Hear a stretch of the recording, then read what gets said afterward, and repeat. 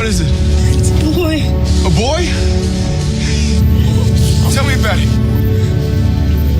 He's beautiful. George, you should be here. Impact alert. What are we gonna call him? We can name him after your father. Tiberius? You kidding me? No, that's the worst. Let's name him after your dad. Let's call him Jim.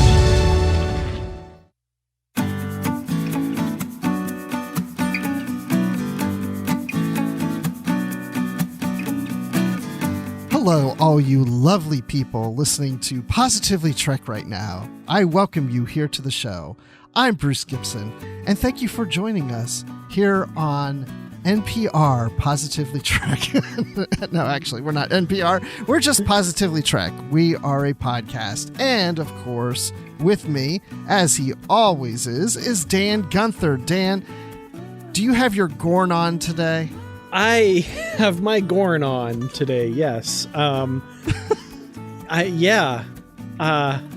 not quite sure how to answer that, but I will yes and you on that one. Yes, I do. Yes, you got your Gorn on today. That means you're like ready to take on the world and fight and keep invaders from entering your space. Absolutely, 100%. That was what I thought when I got up this morning is I really have to keep invaders from my space. Yep. Yep, and there's a salesperson at your door knocking, you open it and you go, "Argh!"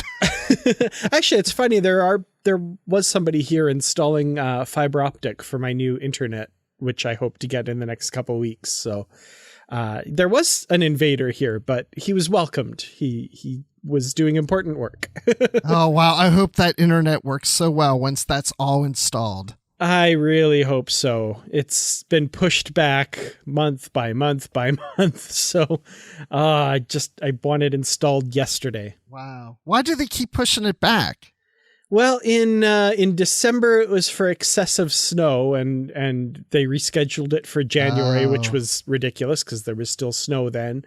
And then March and April, it was too wet, and May, it was still too wet, I think.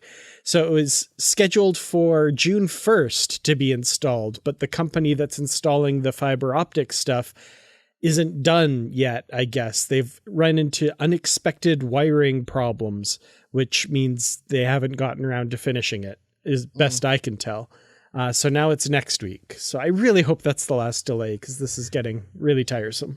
Yeah, I bet it is. But the good thing is you can sit back and read a book if your internet's not working well. Absolutely. Yep. And I can picture the images in my own mind and use my own imagination to craft those strange new worlds as we read. I'm glad you said that because that's part of the topic that we want to talk about when we talk about this book, Star Trek Final Frontier by Diane Carey. And this came out in January of 1988. And so this is an early novel. And of course, since then, we've had so much more Star Trek on screen and on the page. And so the take of us reading this now versus then is going to be a little different. So we're going to touch on that later here when we get deep into the book. But in the meantime, before we get into any spoilers and such, Dan, what are some of your initial thoughts about Final Frontier? Well, this is one that I've been curious about for a long time. This is actually my first time ever reading it. It's one that's been on my bookshelf for quite a while, and it's one of the big ones, right? It's one of the big early novels that a lot of people talk about. And I was, curious to get into it and see what it was like. And for the most part, I enjoyed it. I thought it was an interesting story, well told. I do have some issues with some of the things in it and some of how Diane Carey has chosen to tell the story.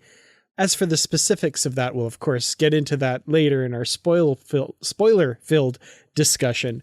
But suffice it to say, it was enjoyable with a few small issues.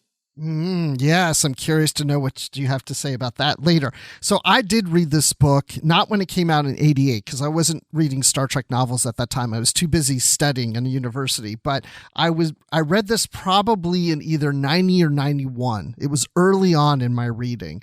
So I mean, I wasn't so deep into the Star Trek lore at that point. So this time reading it was a very different experience. And just for those who aren't familiar with this novel, it does involve Robert April, Captain April, and also James T. Kirk's dad, George Kirk. So this is happening in the pre-TOS, pre-Strange New Worlds era. And when the Enterprise is first, being launched, but it's not so much the Enterprise yet, but we'll get into that later. But we have the synopsis on the back cover. And Dan, do you want to read that since you love doing those? Sure. This is the story of a hero and a moment forever lost to history. It is a tale of Starfleet's early days, of a time before the Star Trek we know. The story of a secret mission gone horribly wrong, and an instant in time when the galaxy stood poised on the brink of one final, destructive war. It is the story of a ship since passed on into legend, and a man we know only as the father of Starfleet's greatest captain. His name is Kirk, Commander George Samuel Kirk. He is a warrior, born and bred to battle. Now destiny has placed the fate of 100 innocent worlds on his shoulders, and put the power of the greatest weapon the galaxy has ever seen in his hands. In his hands. Yeah, like a big hand in space. So, yes. So, Dan, you'd never read this before, so would you recommend people reading it? I would recommend people pick this one up. It's definitely a snapshot of Star Trek history at the time, and there's some things that have since, the canon world of Star Trek has since moved on and overwritten some things here and made them kind of obsolete. But at the same time, it's that doesn't change the quality of the story. I think it's a fun, interesting adventure and a neat little peek into early Starfleet history, or at least early compared to Captain Kirk and his 5-year mission. Yeah, and it really does not work now that Star Trek Enterprise is out. It doesn't work with that series at all. Yeah, really. there's definitely a few things there, which, again, not the fault of the book. Canon Star Trek is free to do its thing. But the books are always of the moment, right? Exactly. And I do like this book. I like the take on it. If you look at it for what it is, and it's just a prequel to TOS and not considering any other series, even TNG or Enterprise or anything else out there, just look at this for what it is. And that's a version of early missions of the Enterprise before TOS and before all these other series came out. So I did enjoy the book, which, again, we'll get into more depth here. But now, what about recommended viewing? What should you watch maybe before you read this book? This is a little bit of a difficult one because it doesn't tie in directly to a lot of Star Trek on television, with one big exception, which would be the first season TOS episode, The City on the Edge of Forever, which ties into the framing story. We see Kirk, Bones, and Spock in this kind of framing story that takes place immediately after the events of that episode. So, if you're not caught up on that episode, if you haven't watched it in a while, maybe refresh your memory watching that one. I would also say, let's throw in the animated series episode, The Counterclock Incident, for one depiction of Robert April. And what the heck, the first episode of the new series Strange New Worlds for another depiction of Robert April, just to kind of see how that jives with what we get in this book. I'm going to recommend Balance of Terror, a TOS episode. That's a good one too, yeah. Now, that one I would recommend that maybe watching it, if you're not that familiar with Star Trek, maybe watching that before you read this book, but it's definitely a good watch maybe to read even after reading this book. So to me, it can go either way. I think that episode could play as a sequel to this book. I would also recommend the original pilot, The Cage. It doesn't really have any direct effect in this book, but it's one of those early missions that would have happened shortly after this. It would give you a bit of sense of this time period and Pike is mentioned briefly in this. So, I mean, that's like a light recommendation, but definitely Balance of Terror would be on my list. That's a good one. Yeah, absolutely. Tying into the events of this, that would make a good sequel companion to this book for sure. Yeah, another one out there that I'll put kind of loosely would be Star Trek 09, the movie, just because we do see Kirk's parents and it's a different take on that whole backstory of Kirk and his parents. But, you know, it visually you can see George Kirk in that movie and then visualize him in this book. Yeah, definitely. So let's get into this book. But before we do that, we're going to take a quick break and we'll be right back.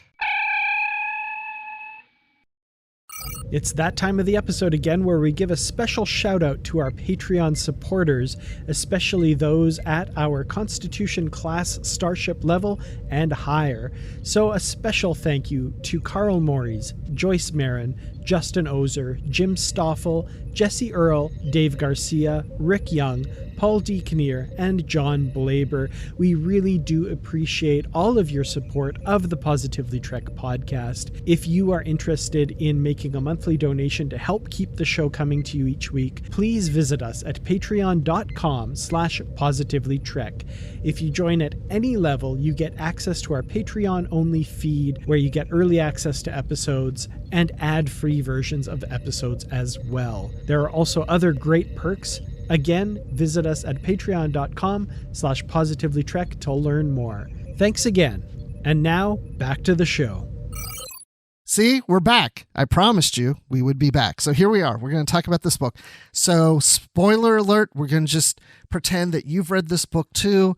And if you haven't read the book, we'll just assume that you just don't care to be spoiled because you just want to know what's in the book. And maybe you'll read it someday, or maybe you won't, but at least you know what happens in the book because you heard me and Dan talking about it. So, absolutely. So let's talk on something like the elephant in the room, I guess you could say, if you open this book, is the dating system in here. Because there are letters written by George Kirk to his sons, George Jr. and Jimmy. It's on page 5 of the first chapter. And, or actually it's in the prologue on page 5, and it's the letters dated May 10th of 2183. Now, that date, 2183, doesn't work in the current dating system that we've seen in Star Trek since then. Really, this should be somewhere in 2240s, somewhere in that time period. Mm-hmm. Yeah, absolutely. Well, so at this time, when this novel was written, the one piece of dating info that we got from Star Trek was at the very start of Star Trek II, The Wrath of Khan. It says, in the 23rd century. That's the only piece of information we get. And it hadn't been established when the original series took place or anything like that. Was this the very beginning of the 23rd century? Was it later? Now, it's since been retconned that the original series, which aired from 1966 to 1969, took place in 2266 to 2269. So they kind of made those line up, and then everything else kind of populated it out after. And that was mostly because of the year given by Data in the TNG episode, The Neutral Zone. He pinpointed the year that episode takes place in, and they kind of retroactively adjusted everything to fit there. That hadn't come out yet at this time.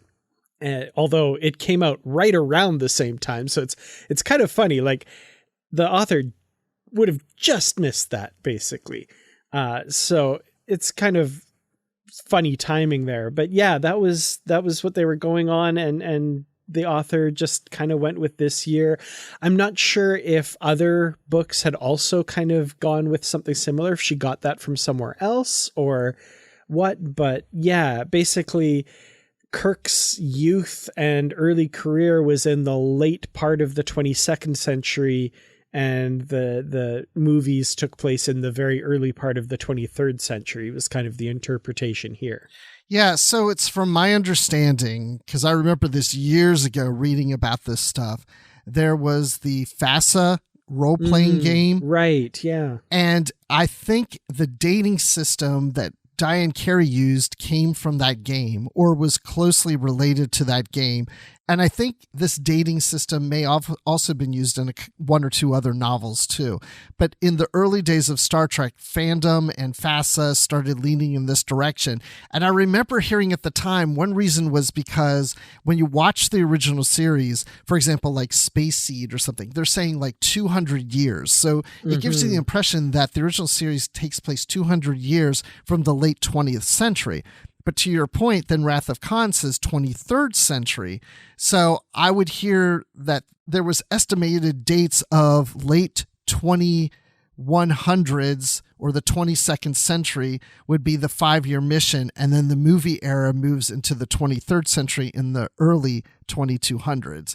This doesn't work quite like that because I think the dating of this early mission of the Enterprise would put TOS into the 23rd century, the early 23rd century. So I think there's a lot of dates that were kind of loose in that time of late 22nd and early 23rd century. But to your point, like the Star Trek chronology has things taking place more in the 2260s for TOS and onward. Yeah, I think in this novel we get a year for Kirk's graduation from the academy or something like that as well.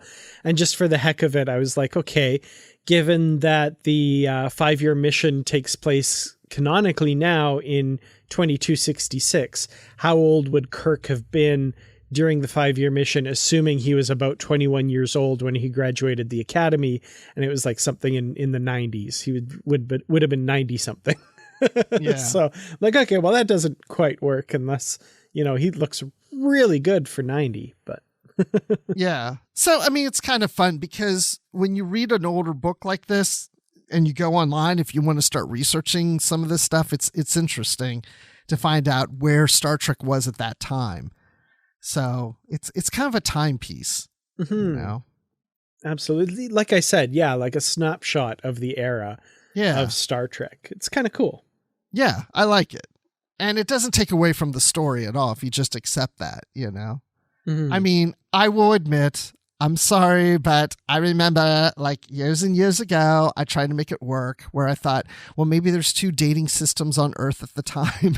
It's just like, I can't make it work. It doesn't, it's a stretch. See, what we could do is imagine that we're living in the far future that like Star Trek's never been to, like the 32nd century. Oh, wait, never mind. Discovery's there now. But like, if this were a piece of fiction or historical fiction set in the Star Trek universe, written hundreds of years later, where they just got it wrong. They just don't have the dates quite right or something. Right.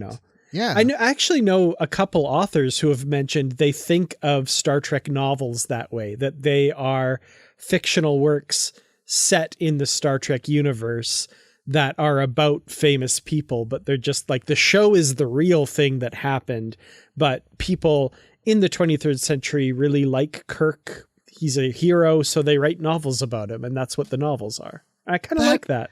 That's so funny because I never heard of that, but I've thought that way about Star Wars novels since it's a long time ago.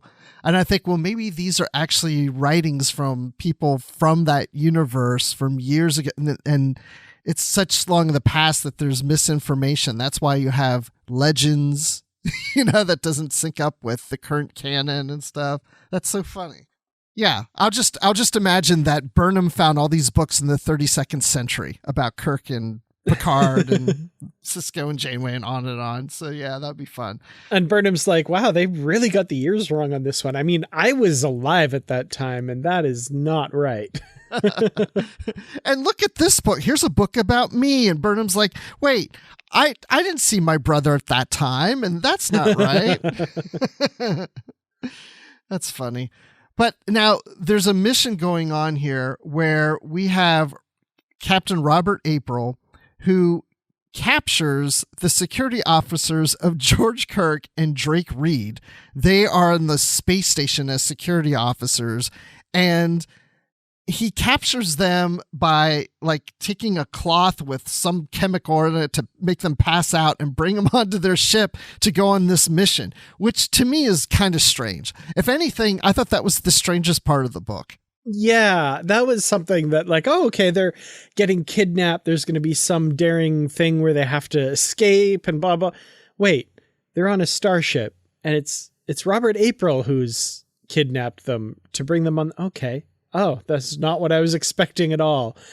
So yeah, that was definitely a really strange way to get them to go on the mission. But again, it's all clandestine and undercover and secret. So he's wanting to keep them, keep this whole thing a secret.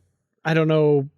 Kidnapping Starfleet officers feels like it wouldn't be a secret thing. I feel like that would get a lot of publicity and attention that you wouldn't want, but what do I know? I'm not sure. Yeah, I reread that scene right before the show because it was bothering me. I was like, wait, did I read that right? I mean, I know they kidnapped him, but why? And he just says it's because they were in a hurry. I guess it's like much faster to just do it that way than try to explain why they need to come, pack your bags, whatever. Just kidnap them. Yeah. But anyway, they were in a hurry because they're on this rescue mission to save a disabled colony ship that's in an ion storm. Now, they're on a ship of April's. I almost said Pike, by the way. They're on a ship of April's, but it's not the starship that is later named Enterprise. They're on a smaller ship, and they approach this bigger ship, and of course, they're all like, wow, look at this ship. There's no markings on it. There's no, meaning lettering. There's no registry number. There's no name on it. There's nothing on it. It's just, a plain starship. But that's the funny thing about it. They're like, wow, look at this spaceship. And Robert April's like, it's a starship. And even George Kirk is trying to get used to saying starship. Oh yeah, this is a starship. This is something different. And that's like, to me, the first indication that this doesn't really fit in with Star Trek Enterprise. Yeah, because that was one thing Enterprise did, is they referred to their ship as the Starship Enterprise. But in the original series, it feels like the intent was that this is, a starship. It's a new thing. It's a huge ship. I mean, you remember the dedication plaque on the bridge of the original Enterprise says USS Enterprise Starship Class. Like, that's kind of a new thing. And there's only 12 of them in the fleet and stuff. So it kind of follows what I think that original intent was. But yeah, Enterprise kind of comes in and co-opts that term a little bit earlier in the timeline. So it's not as impressive as it might have been in this book. Now, in the animated series, that episode with April, didn't they say the Enterprise was the first warp starship? I'm pretty sure they did.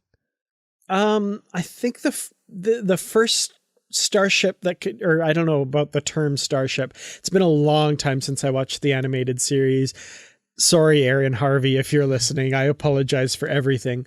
But the Bonaventure was the first Earth ship with warp, I think they said. But yeah, the term starship, I can't remember what was said at that time. I don't remember exactly. I just remember there was something where they say the Enterprise was either the first warp vessel or the first warp 10 vessel or first warp starship. It was something like that. Yeah, the Bonaventure was definitely the one they said was the first warp ship from Earth. Okay. Or the first ship fitted with warp drive, I think, is what Scotty says, or something like that. Yeah. See, now I have to go watch that episode again. So one thing I will say about this starship, though, this unnamed gleaming white starship, is the artwork that I have on mine. And I'll just hold it up to the camera for Bruce to see. Yes. It amazingly kind of fits in well with what we see in Discovery and Strange New Worlds. Like the pylons are kind of swept back like they weren't in the original series a little bit. Yeah. And I'm like, I could kind of squint and retcon the ship that I'm seeing in this book as I read as looking more like the Discovery / Strange New Worlds version of the Enterprise, which is the earlier version of the Enterprise than we see in the 5-year mission under Kirk. So that kind of worked well. I liked that artwork. Yeah, and we'll just talk real quick about the covers. So originally when the novel came out, it has like a flip cover to it. So it's got an outer cover that you flip open, and then there's like another inner cover that has more artwork, and that's the one that Dan has in front of him. I have like the next version where it's just one cover, so I don't get all that more whole page artwork like Dan's showing right there. So yeah, it's interesting. Mm-hmm. And I'm hoping to find a way to use that insert artwork as the show artwork, so you can kind of see what I'm talking about too. Hopefully that works. If not, I apologize. Yeah, and if anybody wants to see those, I did see all the various covers on Memory Beta, so you can go there to see what we're talking about. Mm-hmm. So that being said, they get on the starship and George Kirk is made first officer. And so now they're off on this mission. And I thought this was working out really well, even though it's different from what we've gotten in current canon and stuff. It was working well for me. I like the idea that Robert April put Kirk as first officer because he needed somebody who thought differently than himself. He's more of a pacifist, April is. And Kirk's more of the, well, we got to go out there and do this and do that and stuff. And he's not familiar with those whole ship. This is all new to him. So April needs that counterbalance. So I thought that was pretty cool. And having his friend Drake Reed there too, who was almost kind of comic relief through some of this. A little bit, yeah. I definitely appreciated that. The idea of Robert April as this kind of wide-eyed idealist. He's created this starship to be the vanguards of a new era of Starfleet exploration and peace and all of this stuff. And Kirk, as that description, as that back cover blurb I read earlier, he's the warrior, right? He's a military man. So having them offset each other, and April recognizing that he needs someone like that aboard to kind of counterbalance his first instincts. I thought that was a really great leadership quality there. I really appreciated that. Well, okay, so let's talk about these characters and how they were in our minds when we were reading this, how we pictured them. So when I got into this, having just come off of Strange New Worlds, we're in the middle of the first season as we're recording this, I wanted to picture the Robert April we saw in the first episode of Strange New Worlds. And I also wanted to picture Chris Hemsworth as George Kirk as we saw in Star Trek 09. So Dan, that didn't really work for me because of their descriptions in the book, because Robert April is described as brown hair, blue eyes, basically based on the Robert April version we got in TAS, and not so much in Strange New Worlds, of course. And then George Kirk has this like kind of, red hair, kind of bushy red hair and stuff, which I could kind of make that work on Chris Hemsworth, but I gave up on it. Yeah, it was oddly, I found it for whatever reason more difficult to picture Chris Hemsworth in the role of Kirk. And I can't exactly explain why. I think I had a hard time putting him in a uniform of that era for some reason. He kept popping into my head in his like tighter Kelvin uniform, which that's fine, whatever. But I don't know why. I struggled with that one, kind of like, oh yeah, and like changing the image in my head to be Chris Hemsworth, and then it would work for a little while, and then I would forget, like, oh yeah, and kind of try and conjure that up again. Robert April was another one I had to kind of actively try and just kind of to see as an experiment to try and picture him as we saw in Strange New Worlds, just kind of as an exercise to see how doable it is. Those descriptions I kind of had to gloss over, of course, and just say like, oh, well, the author didn't know how he really looked or whatever, right? And just kind of, it's fiction set within the, right? Yeah. And whenever they kept bringing up his Britishness, I kept thinking like, okay, well, that same portrayal by the actor in Strange New Worlds, but with a British accent. Okay, let's see how that works. And it was hit or miss. It was hit or miss. Yeah, I was going down that path, a similar path early on, and I just was like, no, this isn't working. This isn't what the author intended. And we've seen Robert April, for example, in the comics, even not that long ago, where what was he doing? He was like evil. He was like, was it the Kelvin Timeline comics, I think? Yeah. And so I was kind of picturing that too. So yeah, but I'll ask you this. How did you picture the Enterprise and the bridge of the Enterprise? Oh, that one kind of went back and forth a little bit. I kept picturing it kind of basic, like 60s style.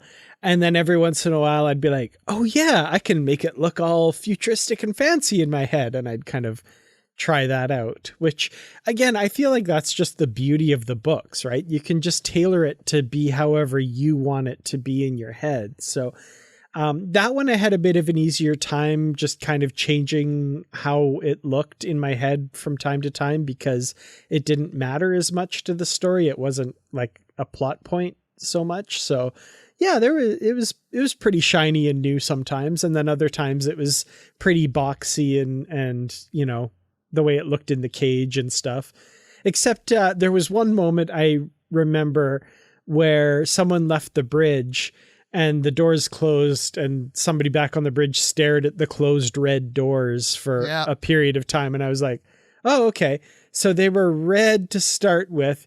Then they were painted kind of silvery blue for the cage and then red again for Strange New Worlds and TOS later. So, okay. All right. It's funny. I remember that moment when they said the red doors because it worked for me because I was picturing it as if it's the bridge on Strange New Worlds.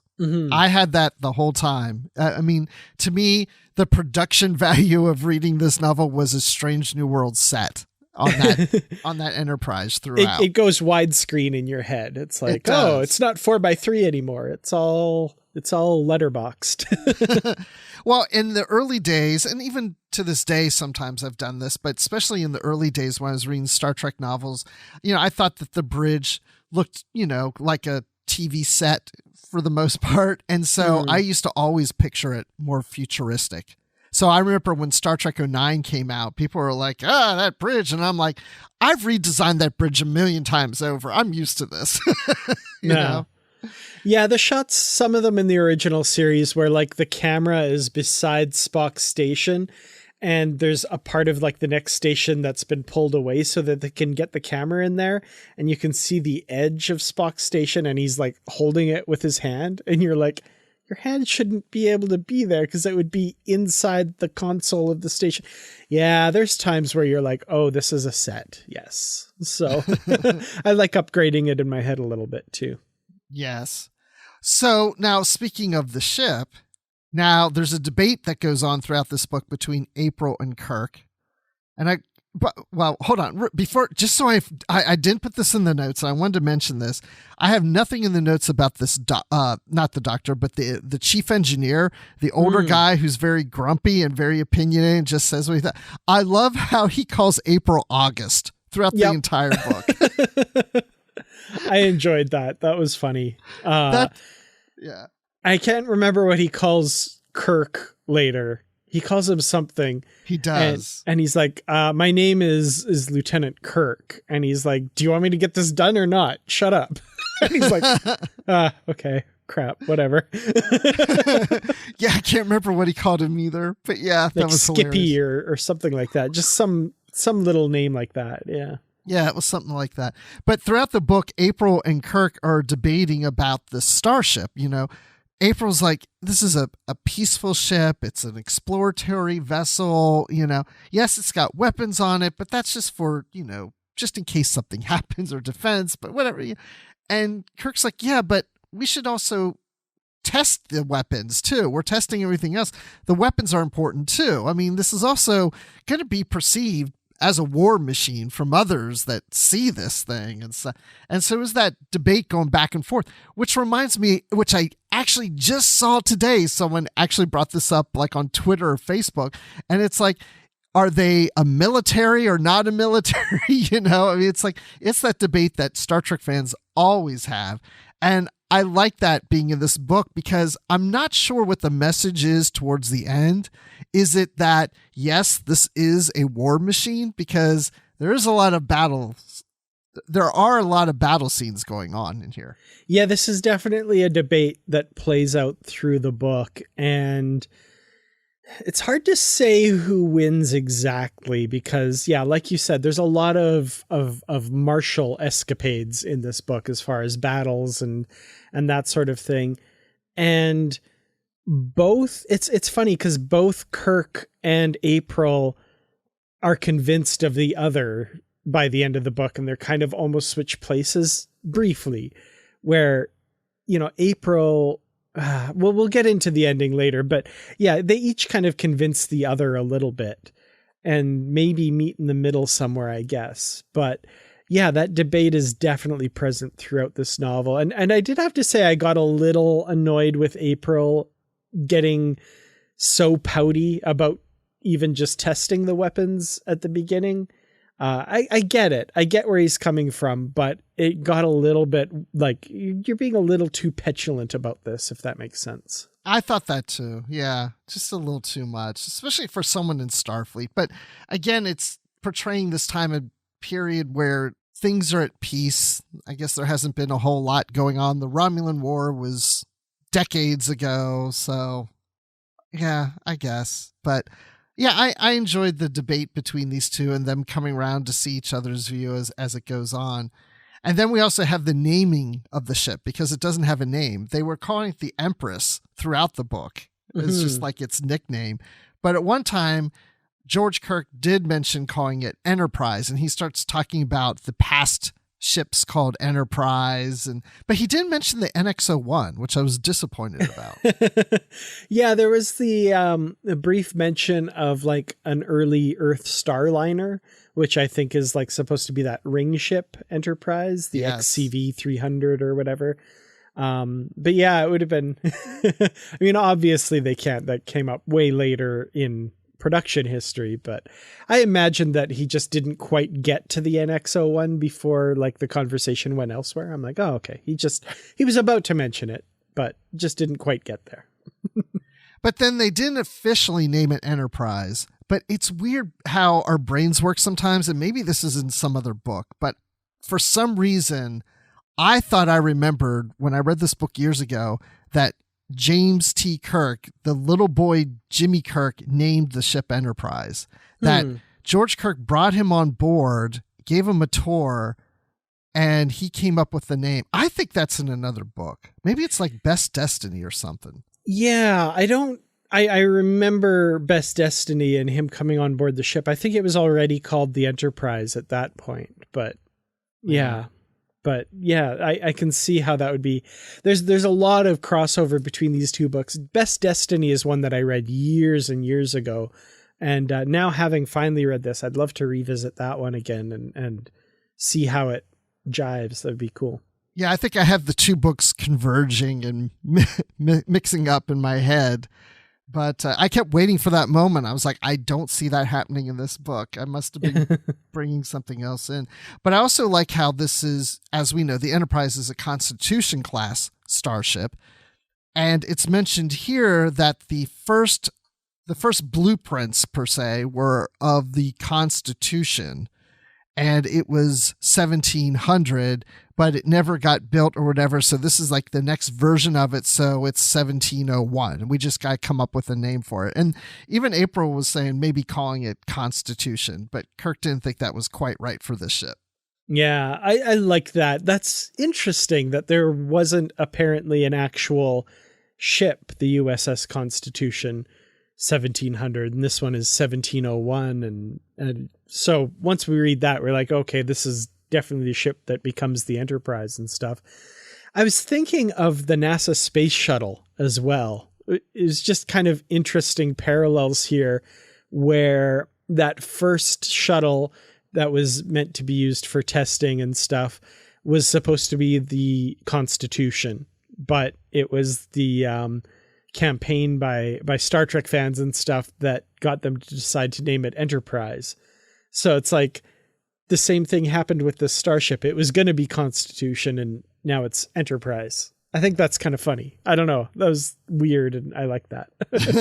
Yeah. I was glad they mentioned the Space Shuttle Enterprise in here. It's one of the past ships. But then let's talk about what happens later here with the Romulans. So I have to admit, I wasn't too keen on the whole Romulan, like the Romulans kind of fighting with each other. I appreciate it later because then once I saw where it was going, then I got with this Romulan commander Takeo. So the Starship Enterprise, which isn't called Enterprise, all of a sudden has this like technical failure, and then it kind of throws everybody around, and April gets injured, so Kirk has to take control, and then here's this other ship. Looks like a Romulan ship of some type. I think they're suspicious it might be, but there's communication between the two ships, and Takeo and Kirk beam down this planetoid to meet with each other and work things out. Because Takeo invited Kirk to his ship, but they wanted neutral ground. That's where Kirk wanted to go. And so they go down there, and then the Romulan ship goes and fires on their vessels down there and just destroys them, because really it's a mutiny that's going on with the Romulan side, because Takeo seems to be more of a pacifist for Romulans for their take of trying to avoid war. He seems to have an interest in Earth. He has studied the plants of Earth. He's willing to put out a hand and say, hey, maybe we can be friends. And hey, I don't like the direction my people are going in. Yeah. So, okay. There's a lot there. So, yes. I actually really enjoyed and was interested in a lot of that Romulan infighting at the beginning. And yeah, we've got Takeo, who's like the squadron commander of all of these ships in the swarm kind of thing. And we've got Idris, who's the commander of the Romulan ship, this particular ship of the swarm. And they're kind of together against this Ryak guy, who's the eye of the Praetor, right? He's like the political officer aboard the ship kind of thing. I kind of enjoyed all of this plotting and maneuvering. And I got to say, when Idris was killed, that was a big shock. I was like, this story is just, this is where this is going. That's crazy. And this is right after Takeo leaves the ship to meet with George Kirk on this planet. The whole thing with the two of them on the planet, that's something we've seen in Star Trek before a lot as well, that I really enjoyed. I like these two. I guess it's funny. We've seen it in Star Trek before, but all of that was made after this book came out. So this book maybe is more up on doing this than the show is, because I was thinking of the TNG episode, The Enemy, where LaForge and the Romulan are trapped on this planet and have to survive together. And later on, kind of a repeat of the same story, Enterprise, they had Tucker and I think his name was Zokan. He was kind of reptilian alien, and they were stuck together on a planet having to survive as well. And I don't know, I really like that. That's a bit of a trope in science fiction, getting two enemies together in an isolated situation, and they both kind of come to understand one another. I really enjoyed this part of the story. I love when Kirk first sees him and is like, a Vulcan, I've got to rescue him, and gets him away because the other Romulans are wearing helmets. So he sees the pointed ears and like grabs him and puts him behind him and is protecting him and getting him away. And Takeo's like, why did they send a lunatic? This guy's insane. That was a lot of fun. I really enjoyed that part. That was really good scene. I did like that. I love how Kirk thinks, he's a Romulan. I mean, thinks he's a Vulcan, and like, we gotta get you away from it. Takeo's like, okay, like, I don't know why you're doing all this, but whatever, And it wasn't until later that he like smiles or something where Kirk's like, wait a second, is he really Vulcan? Yeah, I was just saying, like, early on with the whole Romulan stuff, I don't know, it just wasn't grabbing me. But when we got to this point, that's when it really started clicking for me. That's when I was like, okay, now I'm getting into this whole thing. That's when it really started to work for me. And I was picturing the old style look of Romulans in this. I had a hard time getting Mark Leonard out of my head. I kept wanting to make him Takal look like Mark Leonard. So I kind of fudged it a little. Yeah, I kept wondering. It's one of those things that, like, is this going to be like you realize by the end of the book this is someone we've seen before or something like that? So I had that in the back of my mind, and I'm like, okay, I don't. After a certain point, I'm like, I don't think that's where this is going. But I kept wondering, like, is this going to be Mark Leonard's character or not?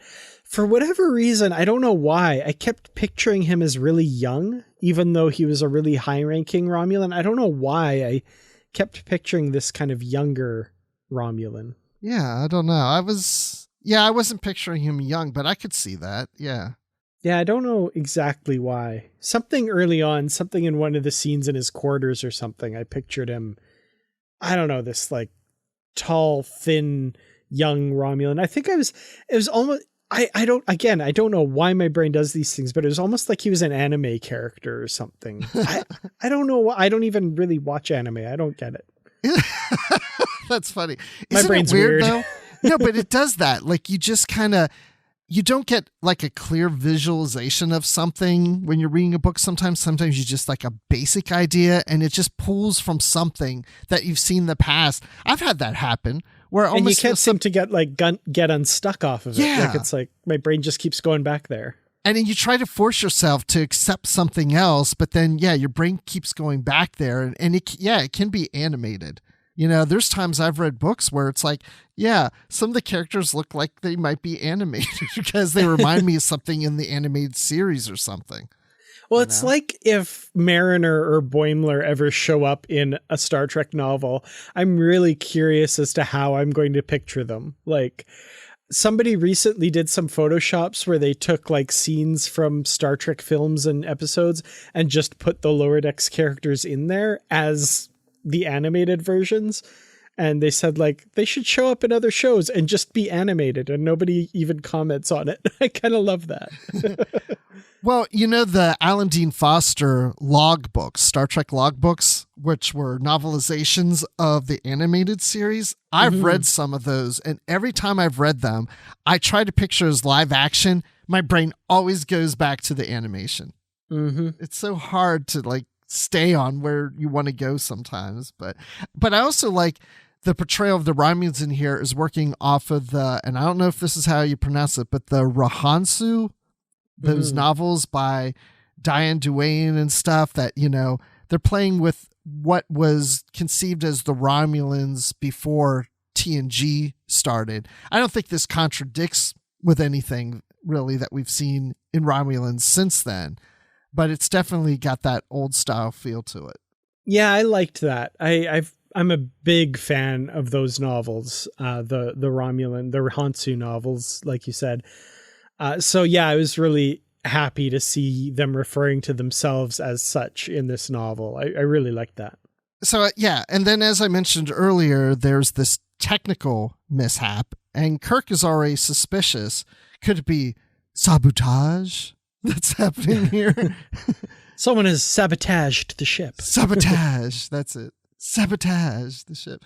But he's suspicious, and April's like, nah, nothing's going. No, it's just a technical problem. And Kirk's like, I don't know. But we do find out as we go along, one of the engineers did try to sabotage the ship, or actually did sabotage the ship. And then they thought that was done, but then they find out, something else happens again, and then they find out from Tikal that Romulans work in pairs. Wait, did I just say Romulans? But wait, I thought we said this was an engineering crew member that did this.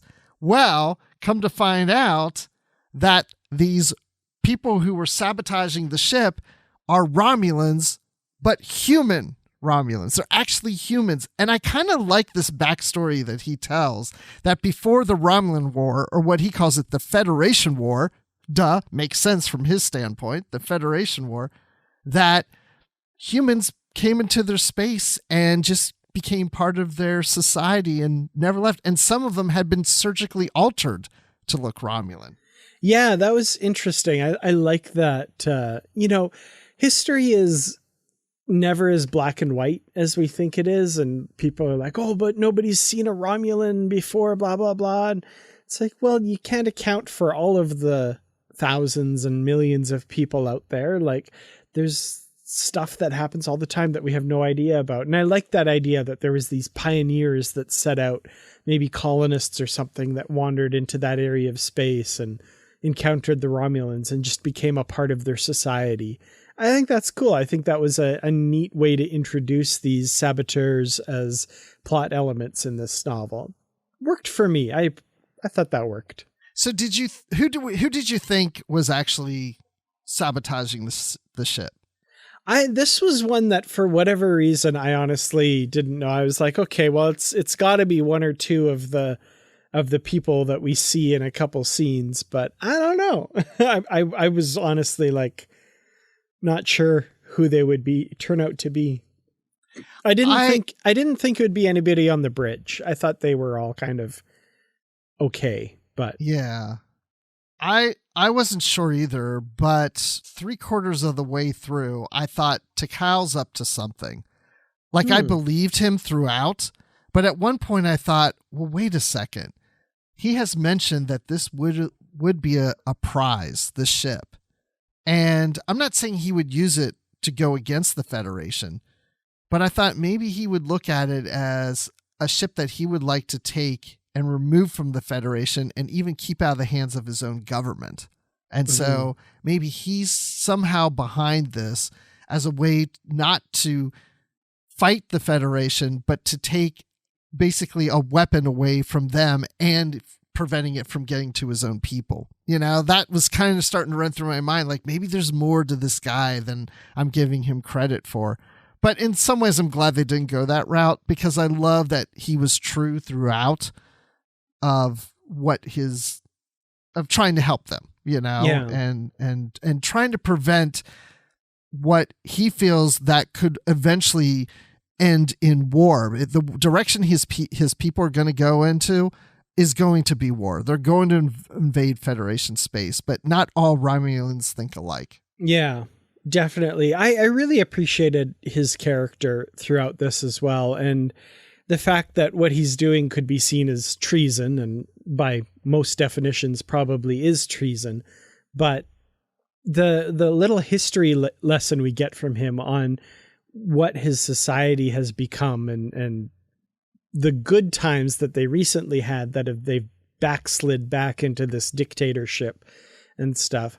I thought that was really interesting. I appreciated that bit of backstory and the motivation for him doing what he's doing, and his beliefs that would shock most, soldier level Romulans. Yeah.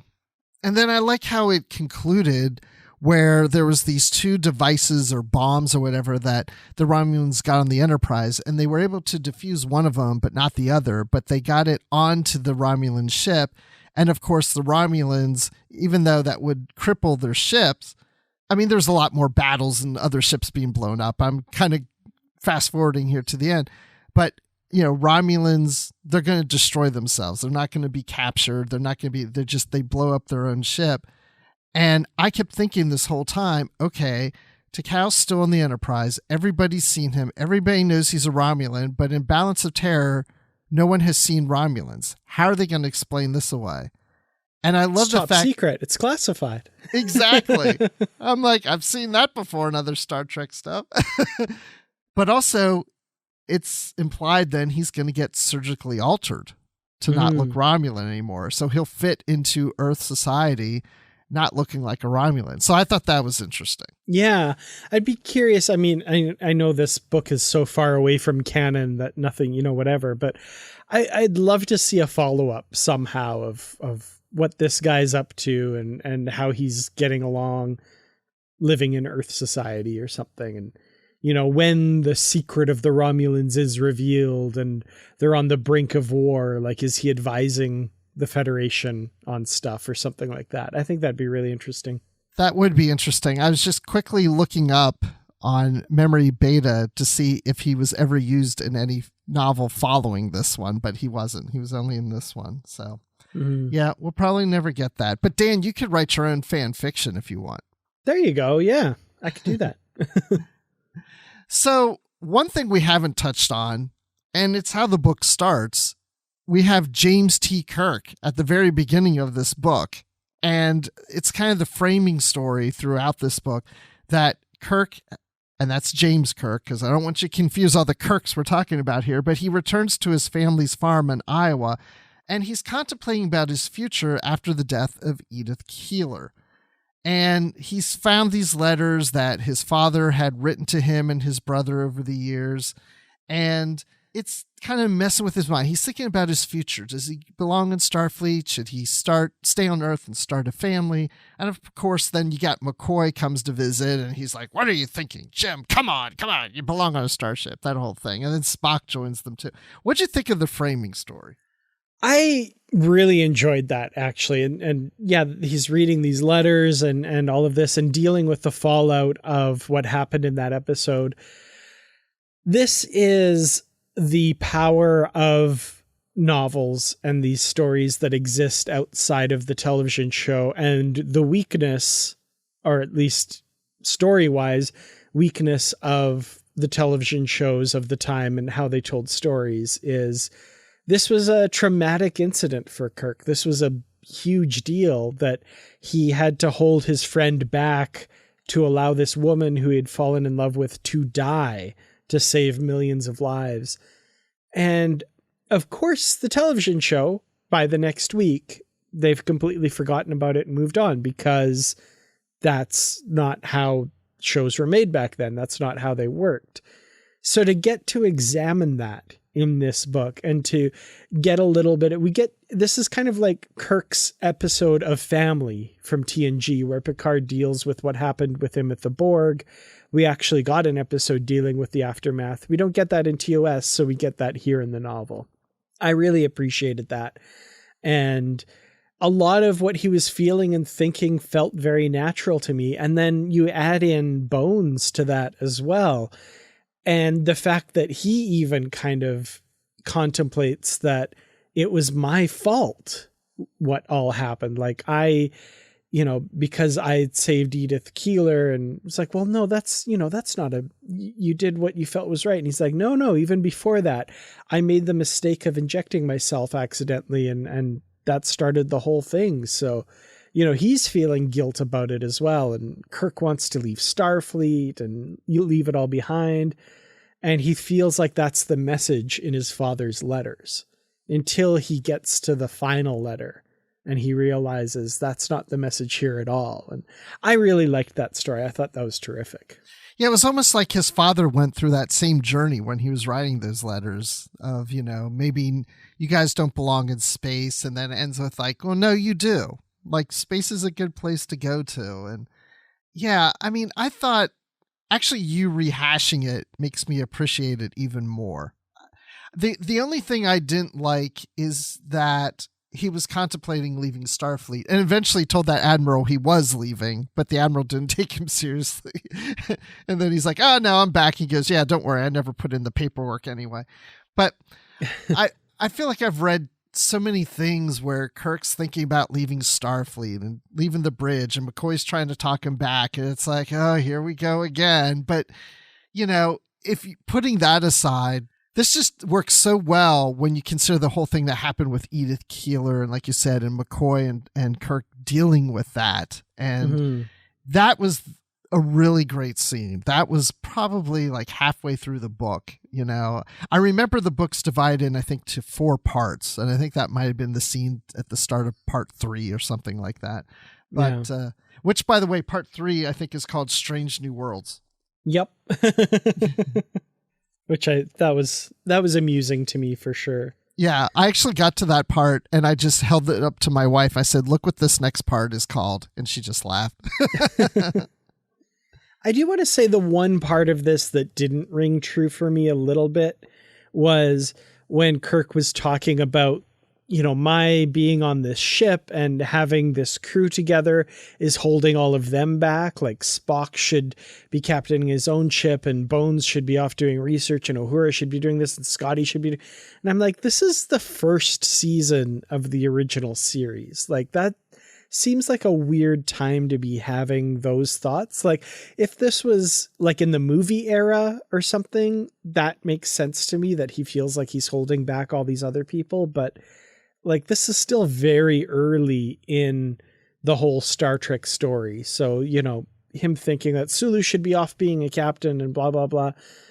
Maybe like around Star Trek 2 or Star Trek 3 time period, somewhere in there maybe, but it seemed very odd for him to be having those thoughts at this time. I'm glad you brought that up because I remember thinking it wasn't specific. It didn't say a date of when he's reading these letters and he's on the farm. And so I was like, okay, is this taking place in the movie era? Because I remember for that reason, I was wondering that. But then but why the Edith Keeler thing seems to be more recent, unless this is something that he's dealing with 10 or 15 years later. It just, I wasn't too sure. I wasn't real clear on that. I'm pretty sure it does take place shortly after Edith Keeler, that incident and during the 5-year mission, but it does seem odd to feel that he's feeling like he's keeping everybody back. But this book did come out when those movies had been released. Star Trek 4 would have been the more recent one. So I don't know, maybe the author kind of confused the two. I don't know. Yeah, maybe. I think it's in the foreword where the author or I can't remember exactly, but it's stated that it takes place right after City on the Edge of Forever. I usually read the foreword. I don't think I did this time. I could be wrong. I'm remembering reading that, but now I'm not sure. Yep, here it is. It's on page 9, Roman numeral 9 in the foreword. Final Frontier is a Star Trek historical taking place 25 years before James Kirk's time aboard the Enterprise. The framework involving James Kirk takes place immediately after the television episode The City on the Edge of Forever. And the reader may wish to refer to it. So recommended viewing from them as well. That's right. So I guess it does take place then. So it is odd that feels like he's holding everybody back. Well, any other thoughts or final thoughts about this book? Well, final thoughts. So interestingly, I love that it's called Final Frontier and it came out in 1988. And it's kind of funny that nothing else has used the name Final Frontier for a Star Trek work. And then the very next year, Star Trek V, The Final Frontier comes out. So it's just kind of funny how close together in history those two are. But about the actual book itself, I did mention that I have a couple issues. And one of them, unfortunately, for my money, is Diane Carey's politics and beliefs, which kind of come into the book a little bit here. And I'm going to say some things that maybe won't be apparent to somebody reading this from a particular perspective, which would be usually an American audience from the United States. As an outsider from the United States, there's a lot of what I would call chest thumping and kind of worship of the Constitution of the United States and the role of the United States as the world's policeman and all of that kind of stuff. There's a discussion between April and George Kirk towards the end about, should the Federation be the galaxy's policeman? Can they afford not to be the galaxy's policeman? We should be out there encouraging freedom and blah, blah, blah. And to me, that's just a little bit of a dangerous avenue to go down and to believe yourself to be the arbiter of what's right and wrong in the world or the universe. And, I don't want to get in trouble with people listening. And I know most of our listeners and most of the people involved in making and watching and reading Star Trek are from the United States. But just as an outsider to that, kind of seeing that is always just a little bit I don't know about that. But the other thing about Diane Carey and her politics a little bit is she's as far as I know, and as far as from what I've heard and read, she's a staunch libertarian as well, which comes into the story a little bit, but isn't overwhelming in here. But I do see that she has a quote from Ayn Rand at the end of the story too. And I'm like, that's interesting. Not generally a thinker that people would associate with Star Trek's ideals, but at the same time, I think there's room in Star Trek for all sorts of different perspectives and stuff. So I definitely appreciate where she's coming from, even though I don't agree with those particular politics and stuff. So it just came into it a little bit with George Kirk's character and the belief that, you know, we need a bigger stick than the enemy sometimes and all that kind of stuff. So, but all of that aside, like the story itself is rockin'. I love it. I love the adventure. I love the action. I love the debate that happens between the two perspectives and stuff. Not sure about the answer to that or where they fall eventually, but I do appreciate the discussion. And like I said, the story itself, the characters are terrific. Takeo just becomes one of my favorite literary characters in this book. So I'm going to say 4 out of 5 big, huge, hairy creatures that are loose on the Enterprise, but get frozen at some point. So it's all okay. I sometimes like how we do these ratings and we bring up something that we didn't even mention from the book. But yeah, there's like this bear-like creature running around on the Enterprise. That was pretty good. They got beamed a little up. terrifying too. Yeah. Yeah, that was funny. I'm glad you brought up the whole U.S. Constitution thing, because I thought about that when I was reading the book, when she refers to it, and that's why the Constitution class, you know, because of the Constitution of the United States, and it was almost like portraying like Starfleet and the Federation were founded based on that U.S. Constitution. There's implications of that, and I wondered what you thought of that.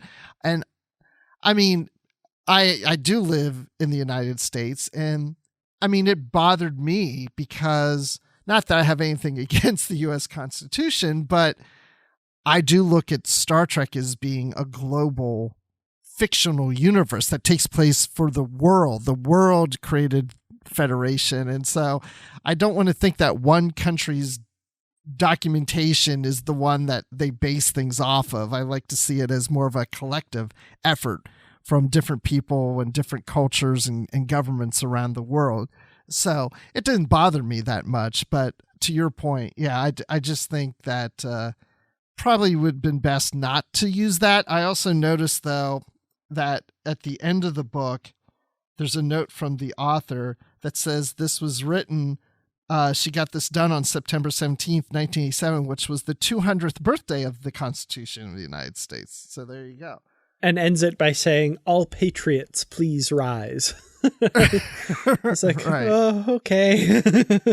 Yeah, it doesn't work when you're looking at a worldwide audience, but you know, it is what it is. But it's not, to me, a really bad thing, but I wouldn't have gone there if I were her. But anyway, but yeah, I did enjoy the book. The feel of the book, even though I was picturing the sets and the bridge of Strange New Worlds, it feels like it could be a Strange New Worlds sequel. It had that feel to it, to me.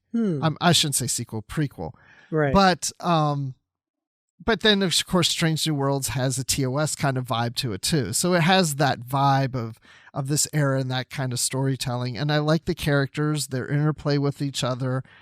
And I really enjoyed it. I think I enjoyed it a little more than I thought I would. I read it way back in the day, but because I'm more into Star Trek lore now, I think I've enjoyed it even more. So I'll give this one 9 out of 10 wings that are on a Romulan warbird, that one of the wings got busted off. Nice. And they're all different colors to denote the different ships and stuff too. Exactly. Yes. It's very colorful.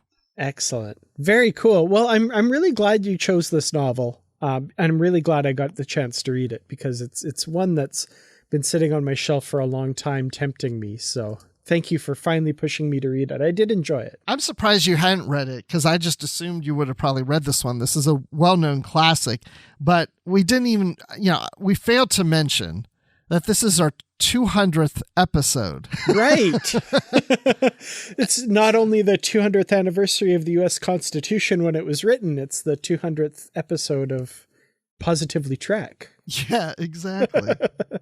And that's why we were like, oh, what should we do? It's the 200th episode. What book should we do? There's no new books coming out. What's a good classic that's popular, it's known? And we've covered some others that are well known. And it just popped in my head. I was like, oh, what about Final Frontier? So that's how we came up with that one. Well, I'm glad you picked it. Like I said, glad I finally got to read it.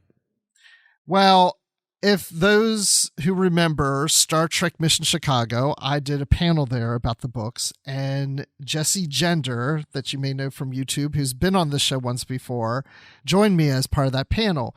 And I invited her to join us on one of her book clubs because she's a big book reader, and she actually does reviews on her YouTube channel. So check those out. So anyway, she's going to be, as of now, unless things change, on our next book club, and we're doing Tales of the Dominion War. That's what she chose to read. I've read that way back in the day. Have you read those stories in there?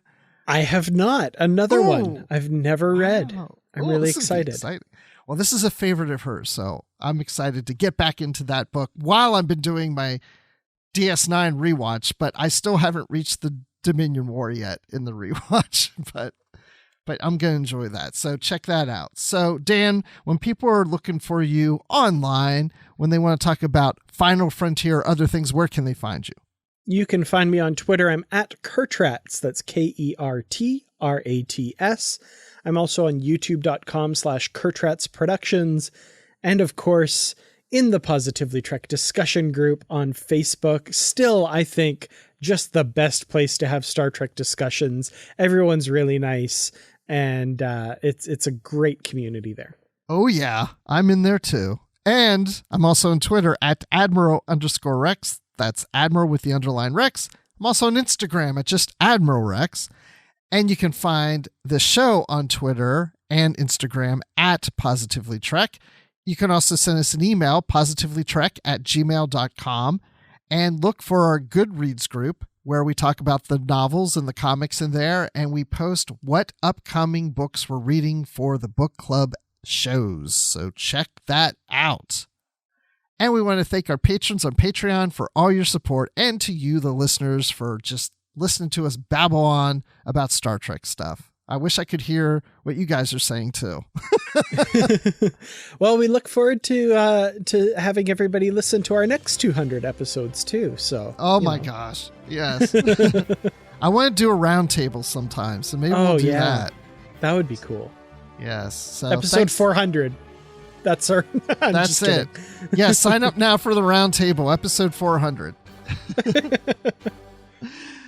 Well, it was good talking to you, Dan. And thanks everybody for listening, and go out in the world and stay positive.